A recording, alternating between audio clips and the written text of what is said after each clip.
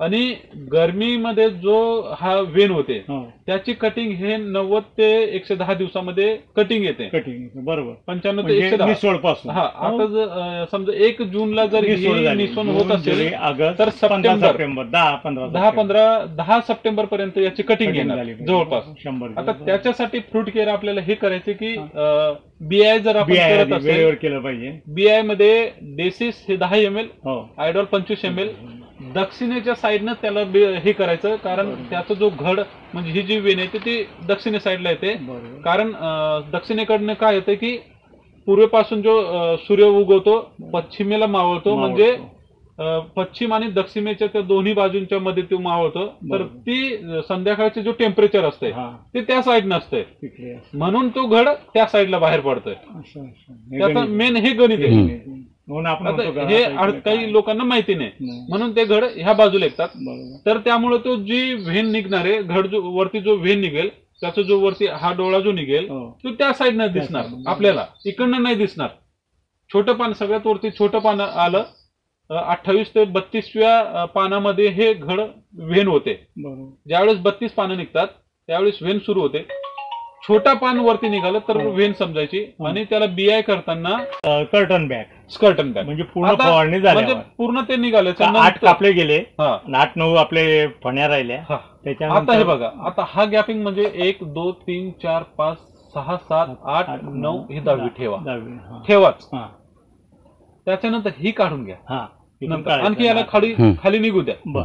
आता आणखी एक शंका मध्ये थांबव, ही वेळ झाली का आता कापायची हे काढायची? नाही अजून नाही.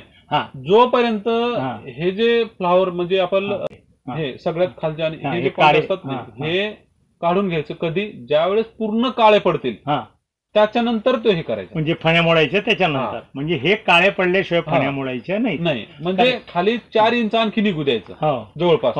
हा पूर्ण 4 इंच खाली आला का 10व्याच्या फणी आपल्याला, तुम्ही 7-8 कधी ठेवत होता ज्यावेळेस आपल्यामध्ये ह्याची जी गॅपिंग असते ही कमी असेल, बंद छोटा असेल तर 7-8 ठेवता. 10 ठेवा दादा, वजन 30 ते 32 किलो येणार. आलंच पाहिजे 10ला, पण यायलाच पाहिजे. 8 का सांगतात ते? 8-9 सांगतात ते तुमचं जे 5x5 अंतर जर असेल तरच ठेवतात. आता आपलं अंतर 6x5 आहे, 6x5 आहे. आता जितके पण आपली व्हेन येणार ह्याच परिस्थिती येणार. आणखी आपण काही शेड्यूल देऊया, याच्यामध्ये आणखी गॅपिंग वाढायचं ते आपण लिहून घेऊ. म्हणजे सरासरी मी म्हणतो याचं वजन आपल्याला सरासरी वजन 30+ आणायचे ह्या एरियामध्ये. ते आणण्याचं कारण आता ह्या वर्षी तर झालं आपण 6x5 रो टू रो किंवा तरी आपल्याकडे आणखी वेळ आहे इथून पुढे. ह्या स्टेजेसला जर झिंक दिलात तर झिंकमुळे पानाची ही जी येणारी व्हेन आहे याच्यामध्ये गॅपिंग वाढते. एक क्वालिटी म्हणजे जे 17 जे गुणतत्व जे मायक्रोन्यूट्रंट मिळायला पाहिजे त्याला ते पूर्णचे पूर्ण आपण कॅल्शियम बरोबर चिलेटेड झिंक देत असतो. 500 ग्रॅम कॅल्शियम 4 किलो घेतो, चिलेटेड झिंक 500, बोरॉन 500 ग्रॅम.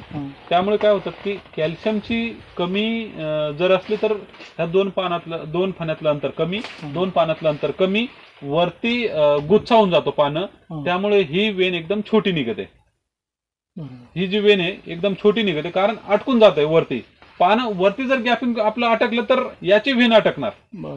जितकी गॅपिंग असणार तितकं हे वेन बाहेर गॅपिंग पण महत्वाचं. त्यामुळे ज्यावेळेस वेन होते त्यावेळेस कॅल्शियमची कमतरता दिसतेच, म्हणून आपल्याला कॅल्शियम द्यायला पाहिजे. आणि झिंक हे जर दिलं तर याने जी येणारी गॅपिंग असते एकदम फुल असते, म्हणजे जास्त आणखी याचे आहे ना 2 ते 3 निघणार खाली. म्हणजे हा पूर्ण घड 13 फण्याचा आपला राहील पूर्ण संपूर्ण 2-3 आपण म्हणजे हा खोडवा आपलं हे जे ना कंद आहे 100%. तरी पण बघा म्हणजे टिश्यूला पण आज ह्या एरियामध्ये भारी आहे. व्हेरी गुड, तेच आपल्याला महत्वाचं.